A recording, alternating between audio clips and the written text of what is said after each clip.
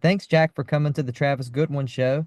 I've been following you for some years now, man. I know all about you. But for those who may not know, let's just get started by introducing yourself.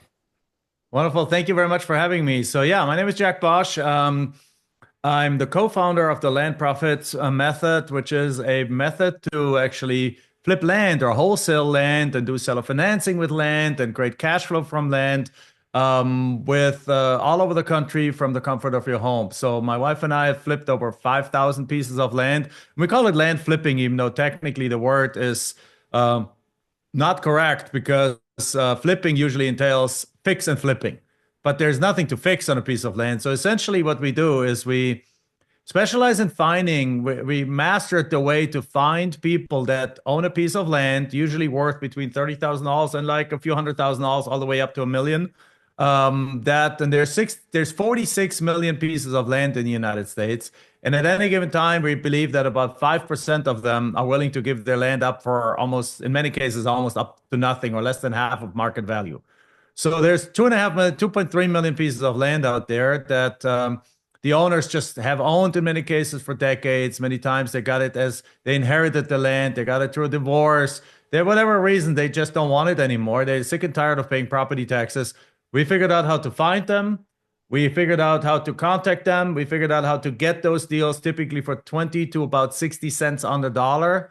And then what we do is we either turn around and wholesale it, just basically take a $50,000 property on a contract for 10, sell it, mark it up for 35, and make a quick $25,000 wholesale process profit, or sell them with seller financing, where we take the $50,000 property, we get it for 10, sell it on the market for $50,000, full market value, but allow the buyers to only pay us $10,000 down and make the remaining 40,000 pay off the remaining $40,000 over the next 15 years in monthly payments of $500 including interest. So in both cases, you can do that such that the money comes from the ultimate buyer. So you can do these deals without using your own cash, without risking your credit. So we just created this beautiful model that allowed us to do 5,000 deals that we're now teaching all around the country and the world. And that has created over 1,000 millionaires already. Oh man, that is so incredible. That's an incredible story. 5,000 properties all across the country. Um, are you guys, when you say all across the country, there's a lot of places in this country and there's a lot of land. Are you focused mainly on like the big metro areas or just about anywhere? So we're focusing on three kinds of properties. The first one is our infill lots, and yes, those infill lots we like them to be in bigger cities, usually where there's builder activity, because you sell those typically to a builder. Yeah. So you can find, like, I went to college in Illinois. I went to this small town called Macomb, Illinois, Western Illinois University. That city, that college, unfortunately, is shrinking. The city is shrinking. One of the big employers left town. There's empty lots there, but nobody wants them, Yeah. right? Because there's no building activity. That's not what I'm talking about.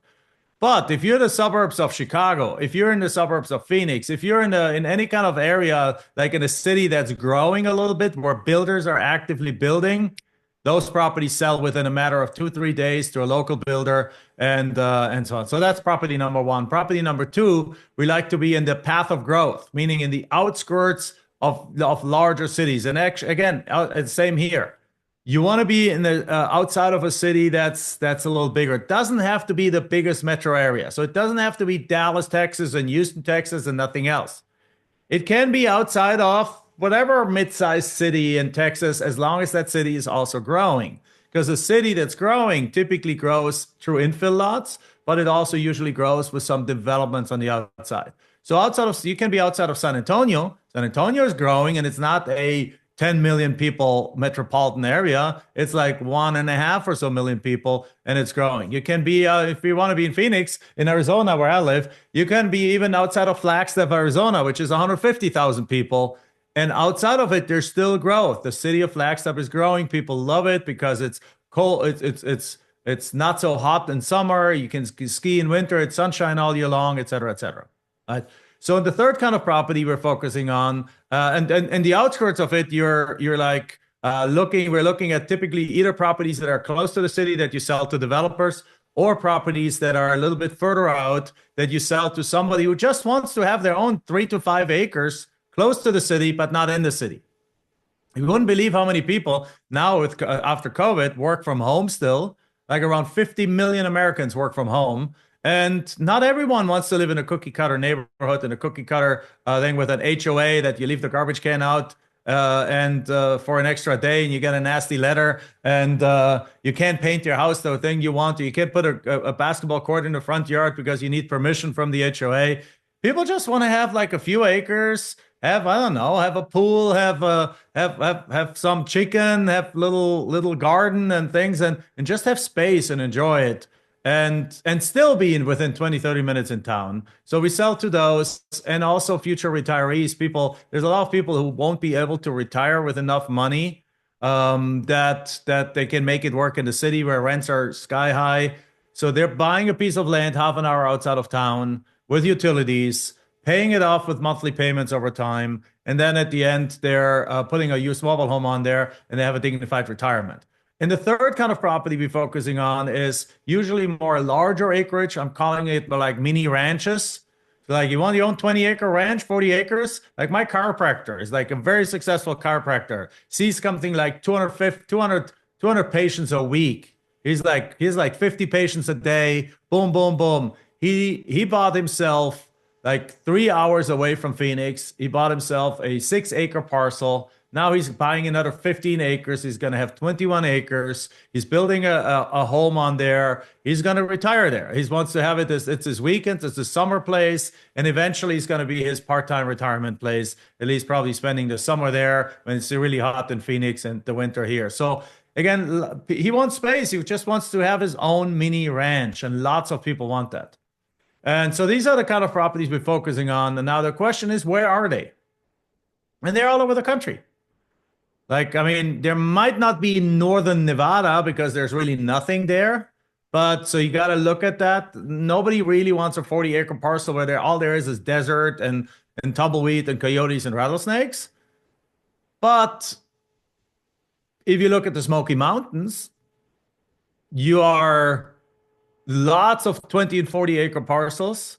You're within a couple of hours from Chattanooga, from Charleston, from Charlotte, from Atlanta. Within, you got something like 15 million people living in that 2 hour driving distance. And yet it's beautiful rolling hills and gorgeous lakes and everything. So that's the kind of stuff that this last category of properties that people want. So it works almost all over the country, except perhaps a couple of really ugly pockets. But other than that, we have done deals in 17 states in over 100, almost 100 counties, and our students are doing this probably in 49 out of 50 states, or probably all 50 states. Man, that's so amazing. And it's you have some great points. And I've heard stories myself of, somebody, let's say they're in Phoenix and they work a job and they're just always busy and always with their cell phone, and they'll go purchase a little parcel in the desert and just go put a tent on it in the weekend, right? Just to get away. So it's really cool to know like the different types of buyers. You mentioned something a second ago. You said like an ugly pocket. What would that be? Like, what is an ugly pocket to you? So there is a county called Elko, Nevada.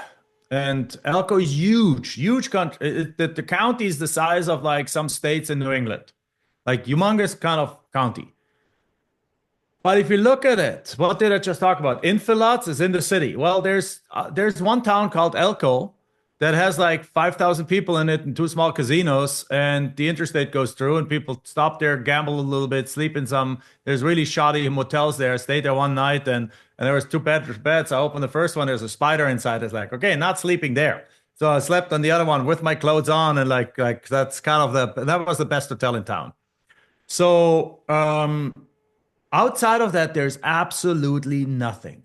This county is probably like 100 miles wide and 80 miles north to south, and it's full of 10, 20, and 40-acre parcels. But there's nothing there.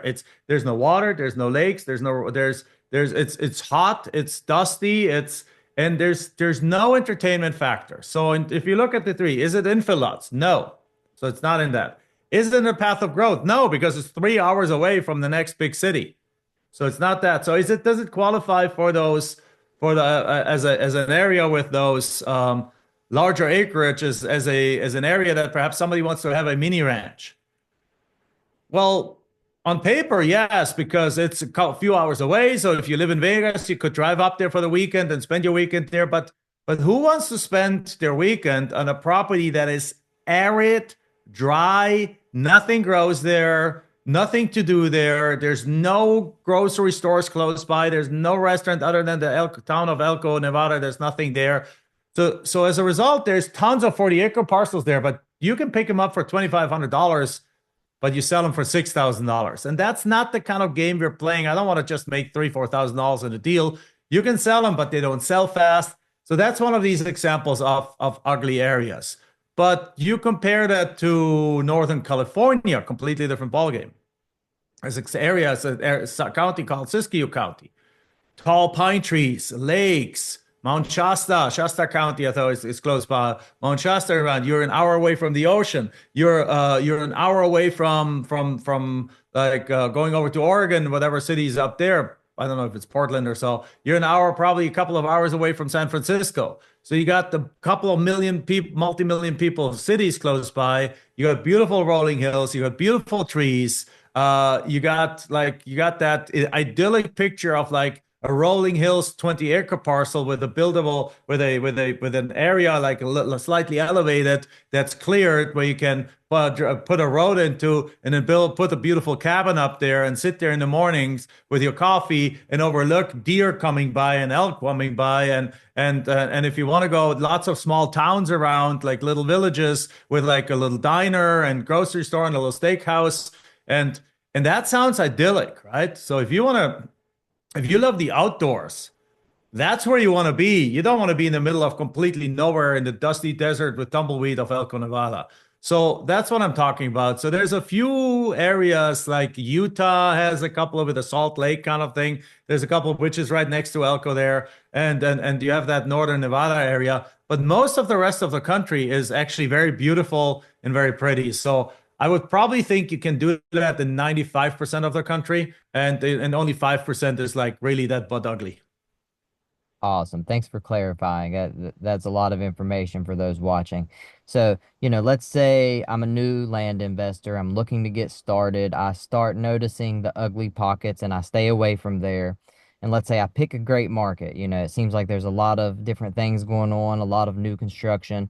How do I start? How do I start reaching these land sellers?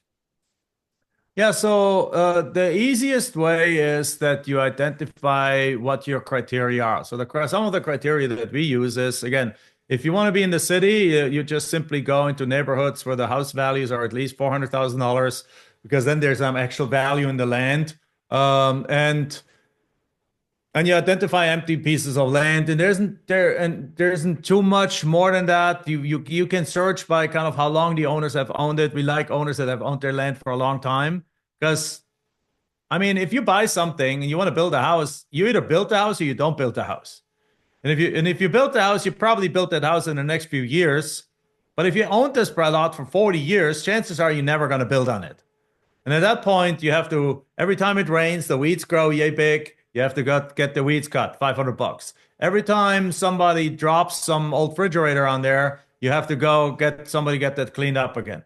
Every time you have to, every year there's property taxes, and you have to pay thousands of dollars in property taxes. At some point of time, you're going to be like, I really don't want to do this anymore. I paid 50 grand for this property 25 years ago.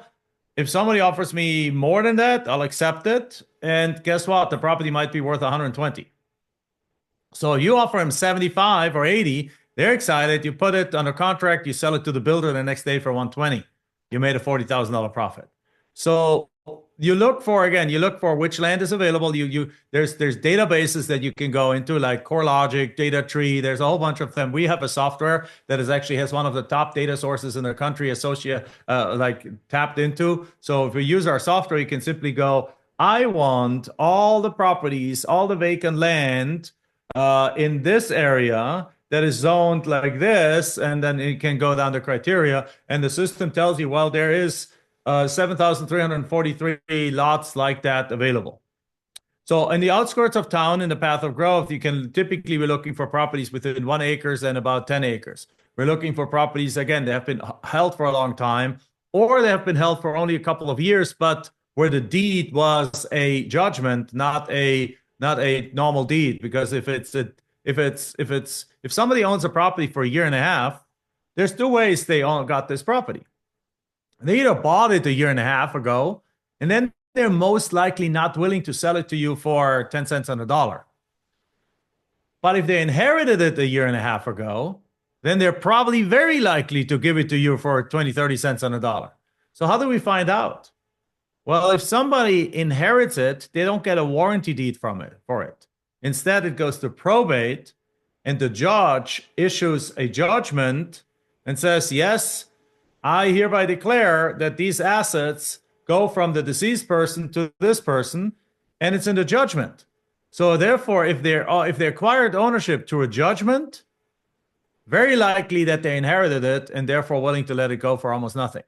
So you can search for these things. That thing is all at your fingertips today. You can go through those kind of things. And then, so you create a list of these properties that are in certain market value. Obviously, we have no illusion that we're going to be able to get the $10 million downtown, the last downtown empty lot that you can build $1 billion skyscraper on there, that we can get that thing that's worth $25 million today, that we can get that for $25. Of course not, right? Where that would be an illusion. I would be lying to the public if I say that. So that's not what we're looking for. So we typically put a borderline. We say like we want properties at least worth $30,000 because below it you make like $5,000 and so on. It's not worth it. And an upper range of, let's say, $1 million. And then you take those other criteria, you go into those databases and you go into the area outskirts of town and in the path of growth, and it tells you there's 64,000 properties like that. How many would you like to download? And you're like, well, I'm going to download a couple of thousand. And then once you download them, you have your leads. And then what you do is you contact them either by direct mail. We love direct mail because in the land space, we still get 5x to 10x higher response rates on direct mail than the house flippers do. Or we go and do cold calling. But I never done a cold call in my life. You hire a company that does cold calling for you. Or you can also text people. And again, I've never texted a person in my life. I mean, I text people privately, but not for that. And there's companies that do the texting for you. And then they respond.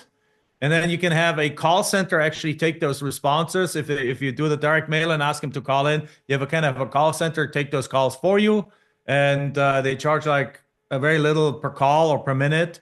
And so it's very affordable. And then once they take the phone call, now you got your people. Let's say you contacted 2,000 people, and I don't know, 50 of them say they want to have an offer.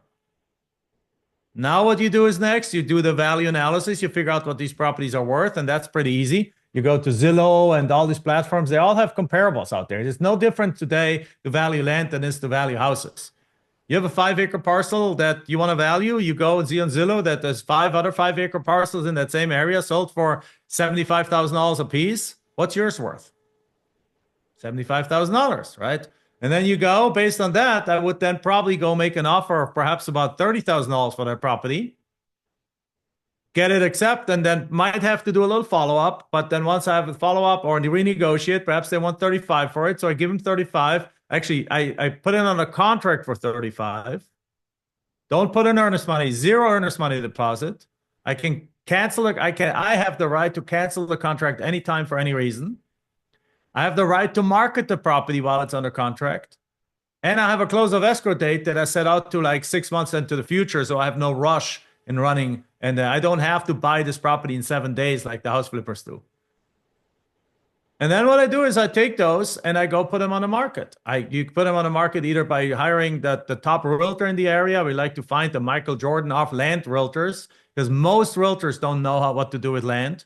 They're trained for houses. They're trained to stage a house, to declutter a house, to have the photographer coming in, to show people the places. But land, particularly if it's an hour away outside of town, they're not going to go drive out there with every tenant, with every person. So they're just going to put a ugly picture on there and a 2-liner and hope it sells. But then it just sits there. So, but the good realtor understands they're going to get a drone footage taken care of. They're going to put 12, 15, 16 pictures up there. They're going to be available. They're going to tell people, they're going to give people the clear instructions on how to find the property. And that's how you sell these properties much faster. So you find a top realtor, or you put it on different social media platforms like Facebook Marketplace and so on. And then you sell these properties very often in a matter of 2 to 4 weeks. You have a buyer. And then what you do is, and that's the key thing, 95% of all our land deals are done the following way.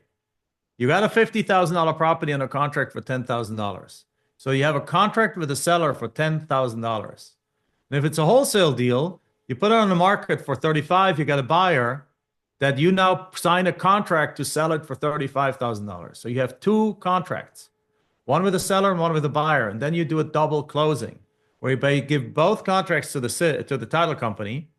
The title company does their research and title search and everything and write the paperwork and the deeds and send it to all parties. They send the selling documents to the seller. They send the ultimate buying documents to the buyer. And they send you two sets of documents, one where you buy it and one's where you sell it. Everyone signs a document, sends it back to the title company. Nobody needs to go to the title company. You have a mobile notary come to your house. You sign it all at the comfort of your home. Then at the end, the thing happens is that the only person who sends in money is the buyer. The buyer now sends in $35,000. Perhaps you even could negotiate it such that the buyer even pays closing costs. So the buyer sends in, let's say, $37,000, $35,000 plus $2,000 in closing costs. Title company keeps $2,000. Title company sends $10,000 to the seller, and title company sends $25,000 to you. You just bought and sold the property without using any of your own money, and without ever seeing the property, without ever showing the property, without ever meeting the seller in person, without ever meeting the buyer in person. All from the comfort of your home. That's amazing. That's such a nice process. And you forgot to mention, there's no cat pee carpet, there's no fleas bouncing off of you when you leave a house. It's just land, right? That you never have to even look at yourself or step foot on if you don't want to. Um, Going back to your marketing real quick, you mentioned direct mail and you like direct mail. I know a lot of land guys send out land offer letters. Are you sending out land offer letters with the offer already attached, or are you guys sending out normal postcards? Yeah, that's what you're referring to is what we call a blind offer, a Okay. campaign. So there's really two ways that we operate. One is what we call our traditional neutral letter campaign. And a neutral letter campaign really means that what you do is um, you you send them a nice letter saying like, "Hey, I know that you own a property, piece of land in this county, and here's the parcel number. I'm interested in buying that property. If you would like to sell it to me, call me." The benefit of that letter is that we don't have to do not much research at all up front because we're not making them an offer yet. So I can take 2,000, 3,000, 5,000 of these and send them out as postcards or as letters and just get them contact out there. I can take 5,000 of them, send them a text message. I take 5,000 of them and hire a cold calling service and cold call them all because I don't have to make an offer yet. It's a neutral kind of campaign. And then out of those, let's say 2% come back and say, yeah, I'm interested in selling this property. Now, if I put 2,000 of those out there and I get 40 back, now what I do is I do the research on 40, not on 2,000. That's the biggest benefit of using the neutral campaign. However, there's a space and there's a place for the blind offer campaigns, particularly over time. Because over time, I'm going to get, or if you do this over time, you're going to get better and better and better in knowing these areas, and you know the values in those areas, like the back of your hand. Like there's somebody tells me, hey, this property is in XYZ County, subdivision 3. It's up to Golden Valley Estates, Unit 5, Block B. I already know what this property is worth because I've done 500 deals in that area, and I know exactly what every different square mile is valued and valuable and so on. So over time, you know exactly what these properties are worth. So what you can do over time, particularly in areas when you have made, let's say you've taken a deal like I described it. It's a $50,000 property. You got it for 10 and you sold it for 35, and you had like 100 people contact you about this property. Out of these 100 people, let's say you got like five people making offers, and you could only sell the property to one. Well, you got four more people that are still looking for a property, and you got 95 more people that had inquired about it. They're also looking for the property, but four of them we're ready to make an offer right now. Wouldn't it make sense for you to go right back to that same area? Now that you know the value, you know these properties are worth 50, you know they fly off the shelves for 35. And if the area is somewhat homogeneous, if it's basically all the same kind of like a whole bunch of 300, 400, 500, 5 acre parcels all look the same with a similar road access, I don't need to do much more value. I can simply go there and I can simply go and send 499 offers for $15,000 out. Because I know whatever I get back, I can sell the next day for $35,000. And that's so the blind offer strategy works really well. We love doing the blind offer strategy particularly after we already know an area a little better, because then you know the values in the area and you don't have to do so much research. Because the downside of the blind offer strategy is you got to figure out what the value of that property is first before you even know if the seller is interested in selling. Right? And so if you know the area, it becomes very quick and easy. So most of the time when we teach this, we teach people the neutral strategy to start with. And once they've done 2, 3 deals and know the area, they switch over to the blind offer strategy. And then from then on, it's mostly blind offer strategy. Wow, that's awesome. That makes a lot of sense, because I've talked to other land guys and I know, some of them recommend the land offer letter at first, which is cool, but I do understand that there's a little bit more, it's a little bit harder if you don't know the market. So it makes total sense. That's a great tip, Jack. So, you're not just doing land and selling land and, you're teaching land. How can someone reach out to you or find out if, you might be a good fit for them? Yeah, so the easiest way is like if you want to know how to do this yourself, you can go to Land Profit Fun, like having fun, FUN, landprofitfun.com. And there you can download a 30-day blueprint, free for a 30-day blueprint, 100% free, which shows you exactly how the process works and what you need to set up for you to do this and get to your first land deal potentially in the first 30 days. Awesome, That awesome. would be the easiest way. And then I also have a podcast. I mean, and I'm on YouTube. You can go to Jack Bosch on YouTube. My podcast is a Jack Bosch show. And obviously, I talk about these subject matters there too. Yeah, man. I mean, you're full of knowledge. You've been out here, buying land for many years now, and you're definitely a go-to guy when it comes to land. Um, so if we're running out of time here, but if we could leave these people with one final thing, it could be business, it could be life, what would you leave them with? So, the biggest thing when I got started in real estate was that tackled things and methods and strategies that were not suitable to the life that I wanted to live or the situation I was in. So I had a job and coming to this country as an immigrant legally with for college, and I got a work visa for 1 year. Then it was extended into what's called an H-1B visa that then ultimately got me the green card. But my job was 100% travel. And if I would have quit or lost my job, I would have had 60 days to find another job I would have had to leave the country. Luckily, that never happened. I was able to get to the green card and I'm a citizen now. But the point is, I was initially following the advice of what everyone told you was like get into the house space. And there's nothing wrong with the house space. I now own dozens of houses. I own almost 1,000 apartment units. So I love all of that. But that's where I store my money now. That's where I store my wealth. That's not where I made my wealth.